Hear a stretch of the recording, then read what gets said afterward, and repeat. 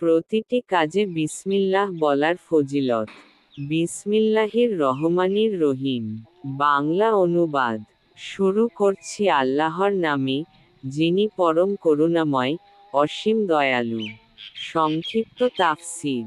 এই আয়াতকে বিসমিল্লাহ বলা হয়।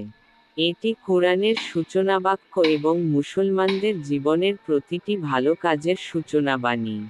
১. বিসমিল্লাহ, আল্লাহর নামে। অর্থ: আমি আল্লাহর নাম নিয়ে আমার কাজ শুরু করছি, তার সাহায্য, সহযোগিতা ও বরকত কামনা করছি। শিক্ষা: প্রতিটি কাজ আল্লাহর নামে শুরু করলে তা সফল ও বরকতময় হয়। ২. আর রহমান, পরম করুণাময়। আল্লাহ দুনিয়াতে সকল সৃষ্টির প্রতি দয়া করেন, মুমিন অমুমিন সবাই তার রহমত পায়।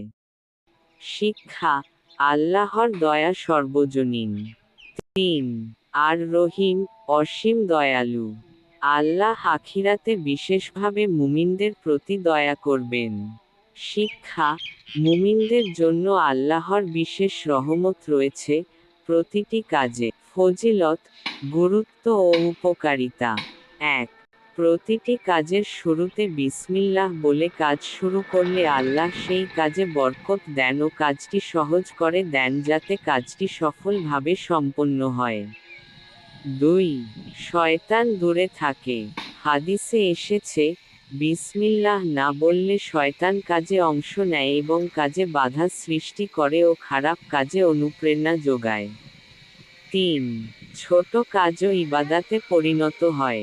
খাওয়া, ঘুম, পড়াশোনা, সকল হালাল কাজ, ভালো কাজ বিসমিল্লাহ বলে করলে ইবাদতের সওয়াব পাওয়া যায়। ৪. আল্লাহর সাহায্য লাভ হয়। আল্লাহর নামে শুরু করলে তিনি সাহায্য করেন ও কাজ সহজ করে দেন। মূল শিক্ষা, সারসংক্ষেপ। আল্লাহর উপর ভরসা রেখে প্রতিটি মানুষের সৎভাবে জীবনযাপন করা, মানুষের মানবিক গুণ। যেহেতু আল্লাহর দয়া সর্বব্যাপী তাই তার রহমত ও বরকত লাভের জন্য মানুষকে তার প্রতিটি কাজ আল্লাহর নামে শুরু করা উচিত, যা আল্লাহর প্রতি ইবাদাতে পরিণত হয়।